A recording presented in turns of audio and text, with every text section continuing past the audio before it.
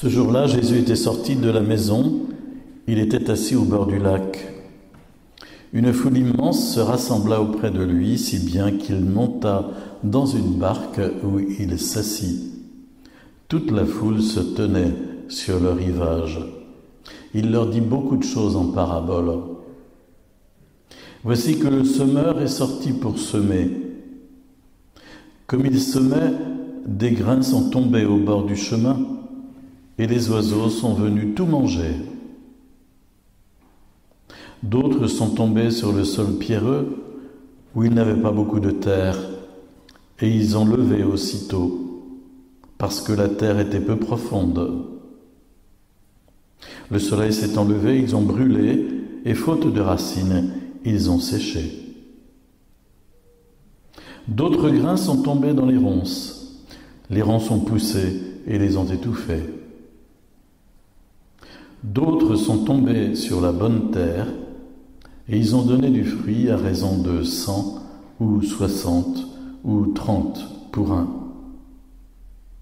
Celui qui a des oreilles, qu'il entende. Puis Jésus leur dit, « Écoutez donc ce que veut dire la parabole du semeur. Quand l'homme entend la parole du royaume sans la comprendre, le mauvais survient et s'empare de ce qui est semé dans son cœur. Cet homme, c'est le terrain ensemencé au bord du chemin. Celui qui a reçu la semence sur un sol pierreux, c'est l'homme qui entend la parole et la reçoit aussitôt avec joie. Mais il n'a pas de racine en lui. Il est l'homme d'un moment.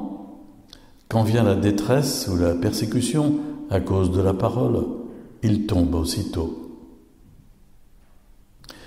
Celui qui a reçu la semence dans les ronces, c'est l'homme qui entend la parole. Mais les soucis du monde et les séductions de la richesse étouffent la parole. Et il ne donne pas de fruits.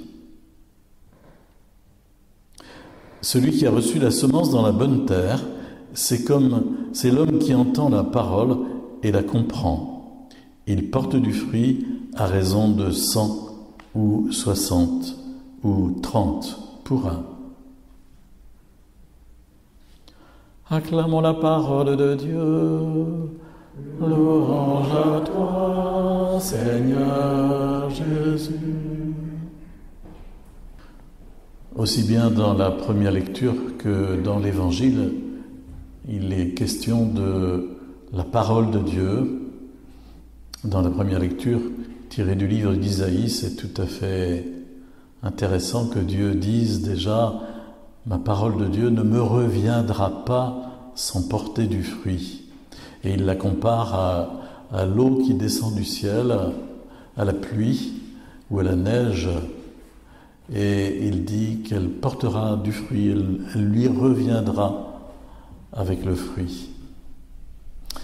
Dans l'Évangile, c'est Jésus qui parle de lui-même et qui dit « le semeur », en parlant de lui. Le semeur est sorti pour semer la parole. Et donc Jésus est à la fois le semeur, mais aussi la semence à travers la parole qu'il donne. Et il donne sa parole, il sème sa semence dans les cœurs des hommes. Elle ne peut porter de fruits qu'en fonction de la qualité de l'accueil qu'on lui fait. Et Jésus va inventorier ainsi comme 4 sortes d'attitudes vis-à-vis de sa parole, 4 sortes de qualités de cœur. Il veut dire d'abord, il y a ce qui est tombé au bord du chemin. Et il dit, c'est celui qui écoute la parole, mais le mauvais survient et il s'empare de ce qui est semé dans son cœur. Autrement dit, il y a quelqu'un d'autre qui est là pour picorer la parole et l'enlever de notre cœur. Dans la parabole elle-même, c'est les oiseaux qui sont venus tout manger. Et Jésus dit que c'est le mauvais, comme il le dit dans Notre Père, délivre-nous du mauvais. c'est Satan, c'est le diable. Il y a vis-à-vis de la parole de Dieu une action du démon qui consiste à empêcher que la parole s'enracine. Et ainsi, il veut collaborer avec la personne qui, au fond, veut bien donner un petit peu à Dieu, mais pas trop. Alors on laisse Dieu sur le côté de sa vie, on lui fait une petite part, mais le reste c'est pour nous. Et si nous laissons de côté la parole, si nous laissons la parole sur le côté, sur le bord du chemin, eh bien, il y a de fortes chances qu'elle ne produira pas de fruits et que l'autre se chargera de l'enlever. Autrement dit, pour que la parole porte du fruit, il faut livrer son cœur tout entier, totalement, largement, ouvrir son cœur, vraiment, et être prêt à suivre le Seigneur là où il nous emmènera. La deuxième catégorie de cœurs dont Jésus va parler, c'est les cœurs sans profondeur, les cœurs superficiels, les gens qui n'ont pas de profondeur de terre et qui vont écouter la parole, mais la parole va commencer à lever, mais elle va sécher parce qu'il n'y a pas de profondeur de terre, parce que ça a été semé au fond dans les cailloux, dans les pierres. Et c'est peut-être la réalité du cœur dur qui nous est décrit ici.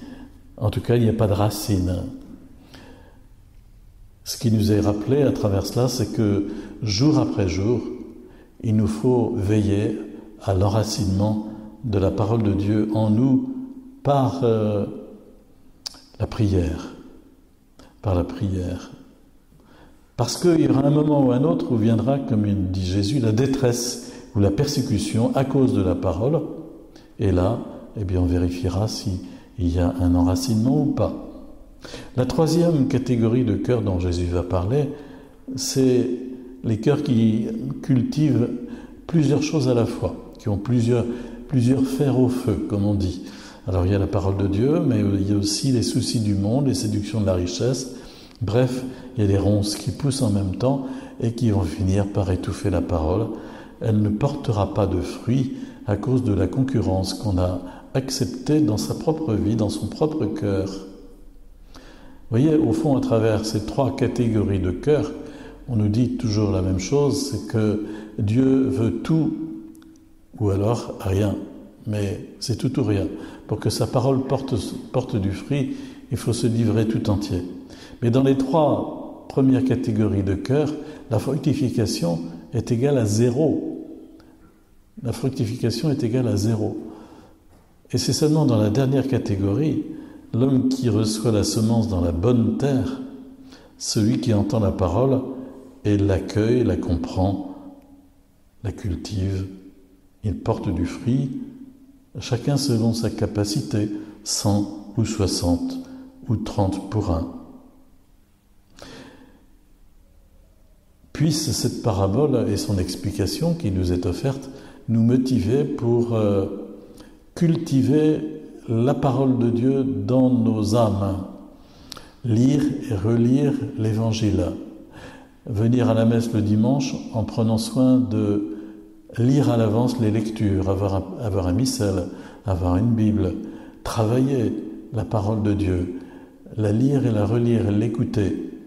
Vous savez, au fond, c'est surprenant, mais quand on se met en prière silencieuse, par exemple, et qu'on prend quelques versets des évangiles, il n'est pas rare, que l'Esprit Saint nous donne des lumières intérieurement et attire notre attention sur tel ou tel mot, telle ou telle phrase, tel ou tel verset.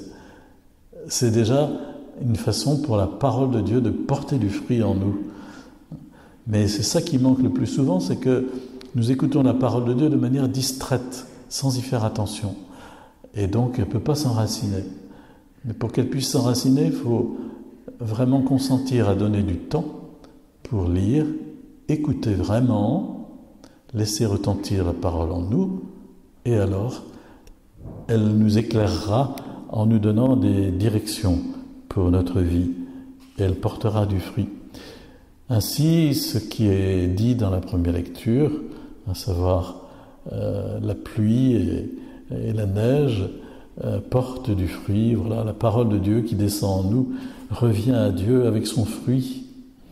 On a un peu le même thème dans la seconde lecture où saint Paul dit la création tout entière gémit dans les douleurs d'un enfantement, mais voilà, il faut que ça aille jusqu'au bout et que malgré l'accident des origines, elle puisse parvenir à la gloire qui lui est promise et porter ce fruit de gloire que Dieu a enraciné en elle déjà. Mais voyez, nous devons être conscients que par le baptême, par la confirmation, par les sacrements reçus, par la lecture de la parole de Dieu, la parole est enracinée en nous et veut fructifier pour nous-mêmes et pour les autres dans ce monde, là où Dieu nous a placés.